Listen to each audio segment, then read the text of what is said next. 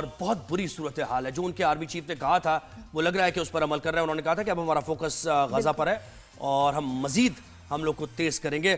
تو یہ صورتحال انسانی المیہ، یہ جینوسائیڈ جو ہو رہا ہے، اس کو کون روکے گا؟ یہ ایک بڑا سوال ہے. ڈونلڈ ٹرمپ نے یہاں تو سیز فائر کرا دی ہے لیکن غزہ پر وہ نہیں سوچ رہا ہے. مین تو واقعی لوگوں دنیا کی ان کو رسپیکٹ ٹرمپ کو ملتی ہے اگر یہ غزہ اسرائیل کا کانفلکٹ جو ہے ختم کر دیتے. تو سینئر تجزیہ کار منصور جعفر صاحب نے ہمیں جوائن کیا ہے.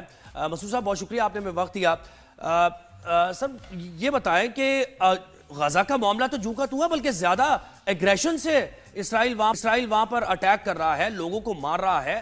تو یہ کس طرف جائے گا معاملہ؟ سب کی نظر ایران پر چلی گئی تھی، مڈل ایسٹ پر چلی گئی تھی، لیکن وہ تو اپنے مشن پر کام کر رہے ہیں اسرائیل. بالکل جی بہت شکریہ. جی میں سمجھتا ہوں جی اگر اس مڈل ایسٹ کا کوئی فلیش پوائنٹ ہے تو دیٹ از پیلسٹائن اور غزہ. اس کے بغیر، اس ایشو کو ایڈریس کیے بغیر، اس کو سالو کیے بغیر آپ مڈل ایسٹ کے اندر پیس، پراسپیرٹی یا پروگرس کا کبھی بھی کوئی خواب نہیں دیکھ سکتے.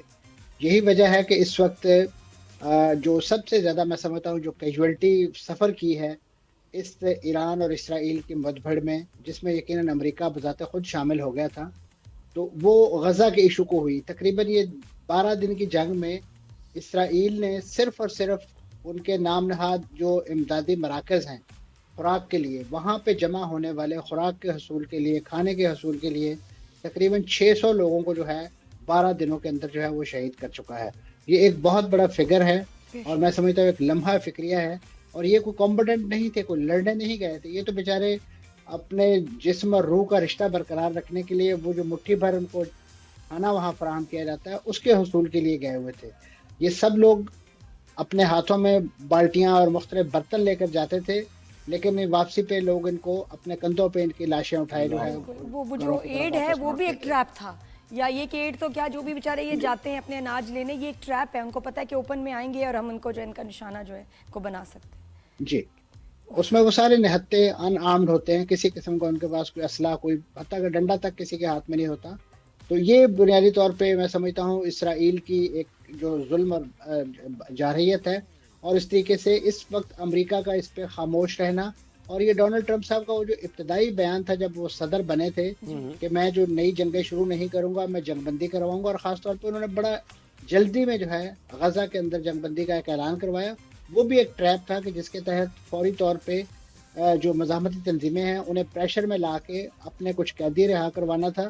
اور وہ قیدی جیسے مختلف مراحل میں رہا ہوئے، اس کے بعد جنگ بندی جو ہے دوبارہ جو ہے ایک فل فلیج وار کی شکل اختیار کر گئی. اور آپ نے دیکھا کہ اب تک جو ہے اسرائیل اور امریکہ جو ہے اس جنگ بندی کے حوالے سے کسی بھی سنجیدہ ایفرٹ جو ہے اسے کامیاب نہیں ہونے دے رہے. ڈونلڈ ٹرمپ آپ کے علم میں ہے کہ اس وقت ان پہ ایک بڑی obsession شکار ہیں کہ انہیں اس وقت دنیا جو ہے وہ امن کے نوبیل انعام کے لیے جو ہے وہ نامزد کرے. میں سمجھتا ہوں کہ اگر انہوں نے حقیقی معنوں میں اس ایوارڈ کے لیے اپنے آپ کو کوالیفائی کرنا ہے تو ان کا جو ایک ٹیسٹ ہے وہ اس غزہ کے اندر جنگ بندی کے حوالے سے ہے کہ یہاں پہ معلوم ہوگا کہ ان کی ایک فون کال جو ہے وہ کتنی مؤثر ہوتی ہے. کیونکہ وہ یہ تو بہت دعوت کرتے ہیں کہ میں نے اسرائیل کو فون کال کی اور یہ جنگ بندی، اور میری فون کال پہ ان کے طیارے واپس چلے گئے. اگر تو آپ اس قدر زیادہ ریموٹ کنٹرول طریقے سے اسرائیل کو چلا رہے ہیں، بلکہ حقیقت بھی یہی ہے کہ جیسے ہی آپ کے بقول یعنی ڈونلڈ ٹرمپ کے بقول آخری 2 دنوں میں مار پڑنے لگی بہت زیادہ اسرائیل کو، تو ان کی بہت زیادہ چیخیں جو ہیں نیتن یاہو کی. سر مجھے یہ بتائیں کہ آپ نے اسیس کیا کیا ڈونلڈ ٹرمپ کا خاکہ کیا ہے ان کے ذہن میں غزہ میں امن کا؟ پیلسٹائن اور اسرائیل کی جنگ کے خاتمے کا خاکہ کیا ہے؟ یعنی فلسطینی نکل جائیں سارے تب وہ سمجھیں گے کہ ہم نے یہ ہمیں کلیئر نہیں چاہتے کیا ہیں. دیکھیں فلسطینیوں کو نکالنے کے لیے تو ڈونلڈ ٹرمپ صاحب نے بڑے بڑے پاپڑ بیلے ہیں، ان کو بڑے روشن مستقبل کا خواب دکھا کے کبھی مصر کی طرف ہجرت پر مجبور کر رہے ہیں، کبھی اردن کی میزبانی میں جانے کا ان کو مشورہ دے رہے ہیں. لیکن یہ فلسطینیوں کی زمین ہے، وہ اس زمین کی آزادی کے لیے لڑ رہے ہیں. یہ کوئی دنیا بھر سے لائے ہوئے یہودی آباد کار نہیں ہے کہ 4 بم گرے ہیں صرف اور صرف آپ کہہ لیجئے ایران کی طرف سے تو انہوں نے اپنا بوریا بستر گول کیا ہے. یا تو وہ زیر زمین سرنگوں میں جا چکے ہیں، اور یا وہ روشن مستقبل کا خواب ساتھ ہی لیے جو ہے ان ملکوں کو واپس لوٹ گئے ہیں کہ جہاں سے ان کو زبردستی لا. یہ فرق ہے بنیادی طور پہ فلسطینی عوام کا اور اس نام نہاد طور پہ یہاں پہ لا کے بسائے ہوئے اسرائیلی شہریوں کا. और इस वक्त अगर आप डोनाल्ड ट्रंप का कोई प्लान, तो डोनाल्ड ट्रंप बुनियादी तौर पे जिस तरीके से अपना जो निज़ाम हुकूमत चलाने के या निज़ाम ममलकत चलाने के आदी हैं, वो मेरे ख्याल अब तक तो दूसरी बार वाज़े कर रहे हैं कि वो किसी सिस्टम में तो बिलीव नहीं करते। यानी यहाँ पे अगर उनकी कोई कांग्रेस उनके खिलाफ कोई मुआवजे की कार्रवाई करती है तो उसे भी एक साजिश करार देते हैं। अगर उनका मीडिया उनको ये आईना दिखाने की कोशिश करता है कि आपने तो बड़े बम्बार तैयारे इस्तेमाल किए थे B-52, लेकिन वहाँ ज़मीन पे तो कोई इतना नुकसान नहीं हुआ, तो वो उस मीडिया को जो है नंगी गालियाँ जो है वो देते हैं और उनके खिलाफ इस कदर गलीज़ ज़ुबान इस्तेमाल करते हैं कि वो मैं समझता हूँ किसी भी कौमी टीवी नेटवर्क पे, इवन अमेरिका के नेटवर्क पे भी नहीं चलाई जा सकती।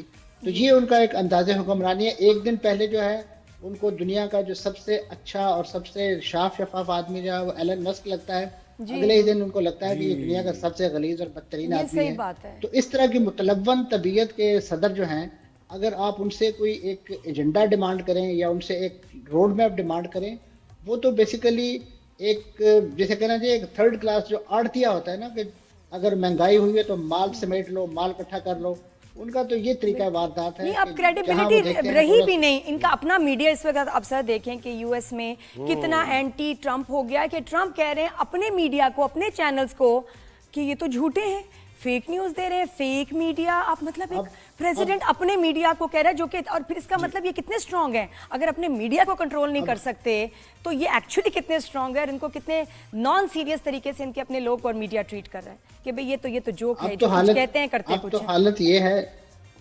मिस्टर, अब तो हालत ये है कि डोनाल्ड ट्रंप साहब का जो व्हाइट हाउस है वो एक ट्रेंड चलाने का सोच रहा है कि जिसमें ट्रस्ट, यानी एक ट्रेंड चलाया जाएगा कि ट्रस्ट ट्रंप, यानी इस वक्त अमेरिका का सदर जो है वो एक ट्रस्ट डेफिसिट का शिकार है अपने ही अवाम के अंदर, अपने मीडिया के अंदर। उस डेफिसिट को कम करने के लिए सोशल मीडिया का सहारा लिया जा रहा है। वो सोशल मीडिया के जो माजी में खुद डोनाल्ड ट्रंप साहब का अकाउंट जो है वो डिलीट कर चुका है, क्योंकि वो जिस अंदाज से वहाँ लोगों को धमकियां दिया करते थे, ममालिक को धमकियां दिया करते थे, तो उन्होंने कहा कि आप तो हमारे वो जो कम्युनिटी गाइडलाइंस है उसकी खिलाफ वर्जी करती। तो उन्होंने अब अपनी एक दुकान खोल ली है ट्रूथ सोशल के नाम से, और वहां से वो जो है ये सारे सर बड़ी ये डिबेट हो रही है आजकल। तज्जियाकार ये कह रहे हैं, बहुत से सीनियर तज्जियाकार जो यूएस में भी रह चुके हैं, वो ये कह रहे हैं कि ट्रंप के जाने का वक्त आ गया है। और वो इशू क्या बनाते हैं, वो ये कहते हैं कि ये जो न्यूक्लियर वेपन्स के बारे में दावा कर रहा है ना ट्रंप, और उनका मीडिया इसको डिनाई कर रहा है, तो यही इनकी इंपीचमेंट का बाइस बनेगा और यही अवाम में नैरेटिव ट्रंप के खिलाफ बनेगा कि आपने क्यों फिर इतना बड़ा हमला बिल्कुल, किया। अपना मीडिया बहुत खिलाफ हो गया है और वो परेशान है इस बात से बहुत।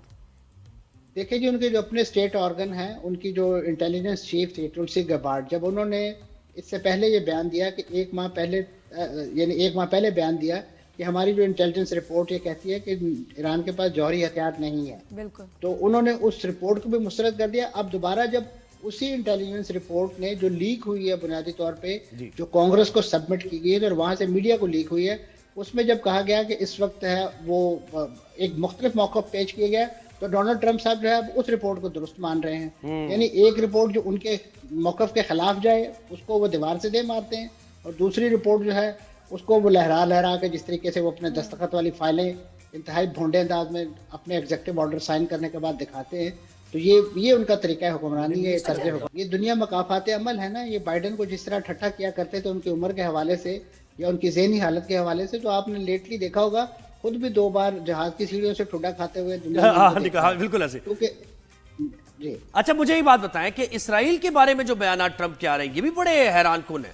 यानी ऐसा कभी नहीं हुआ कि यूएस प्रेसिडेंट ने ऐसे बयान, उन्होंने कहा कि इसराइल ने बड़ी मार खाई है आखिरी दिनों में और नेतन्याहू ने मेरी बात नहीं मानी है, मुझे बड़ा इस पर गुस्सा है। तो ये जो इसराइली लॉबी फैसले लेती है यूएस में, क्या आपको लग रहा है कि यहां भी दूरियां कुछ हो रही हैं? देखिए जी, इसराइली लॉबी तो सिर्फ और सिर्फ उस वक्त इनकी प्ले करती है ना जब इनका इंतखाबात का फंड इकट्ठा करना होता है, तो वहां पे एक दौड़ होती है और वहां पे एक दूसरे से बढ़कर जो है इसराइल नवाजी और उसकी बिल्कुल ऐसे की जाती है। अब ये जो डोनाल्ड ट्रंप साहब फरमा रहे हैं जी, मुस्तफा खत्म हो गया, ब्रेक आपसे दोबारा हम आपको लेंगे, इनवाइट करेंगे और उसमें फिर बात करेंगे इन मामलों पर।